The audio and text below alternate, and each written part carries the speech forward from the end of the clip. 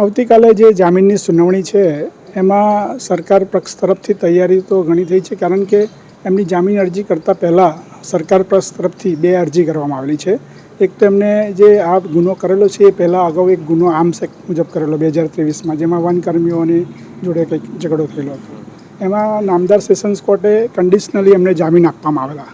એ કન્ડિશનમાં એક શરત એવી પણ હતી કે આવો ફરીવાર ગુનો કરવો નહીં. તેમ છતાં પણ આ 5 તારીખે જે હમણાં ફરીવાર આ પ્રકારનો ગુનો થયેલો છે, તો એ કન્ડિશન રદ કરવા માટે અમે પરમ દિવસે જ એક બ્રીચ ઓફ કન્ડિશનની એપ્લિકેશન કરેલી છે નામદાર સેશન્સ કોર્ટમાં.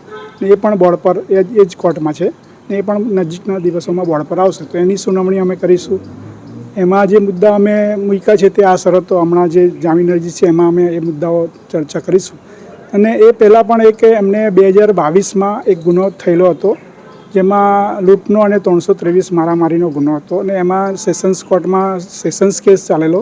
એ સેશન્સ કેસમાં નામદાર સેશન્સ કોર્ટે એમને 6 માસની સજા કરેલી અને દંડ કરેલો.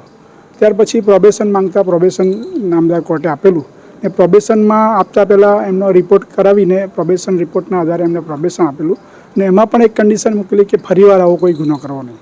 તેમ છતાં પણ એમને ભરૂચ, અંકલેશ્વર, નેત્રંગ, રાજપાડી તથા હાલનો ગુનો, એવા ઘણા બધા ગુના કર્યા છે આ જજમેન્ટ પછી પણ.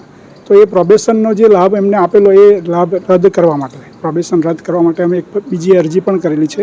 એ પણ આ કન્ડિશન બ્રેચ સાથે જ કરેલી છે, અને એ પણ બોર્ડ પર આવી જશે નજીકના વર્ષોમાં. એટલે એની પણ અમે રજૂઆત કરીશું. અને એમની સામે ધારાસભ્ય બનતા પહેલાં પણ એ પોતે ને પાસા કરેલા હતા, તડીપાર કરેલા હતા, બીજા 18 ગુનાઓ પણ નોંધાયેલા છે, એટલે ગુનાહિત ઇતિહાસ પણ ધરાવે છે. તો એ પણ અમે રજૂઆત કરીશું. અને આ જે કેસની હકીકતો, જે બી એવિડન્સ આવશે, પોલીસ પેપર્સમાં જે બી હકીકતો હશે, એ ધ્યાનમાં રાખીને નામદાર કોર્ટને અમને ધ્યાન દોરીશું કે આ જામીન ના મળવા જોઈએ. સર, એ કદાચ એ થઈ જાય કે ગુનેગાર છે તો એમને શું પ્રોવિઝન છે, કેટલા વર્ષથી સજા થઈ શકે? આ 307 જૂની આઈપીસી છે. હમણાં તો નવા BNSમાં 109 એક છે, એમાં 10 વર્ષ ઓછામાં ઓછા છે, ને આજીવનની કેદની પણ સજા છે. આવતીકાલે એમને જામીન મળી શકે એવું કંઈ છે ખરું?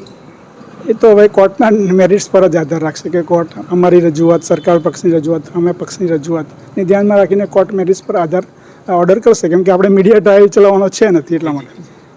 આપનું નામ? જીતેન્દ્રસિંહ જે ગોહિલ, મુખ્ય જિલ્લા સરકારી વકીલ, નર્મદા.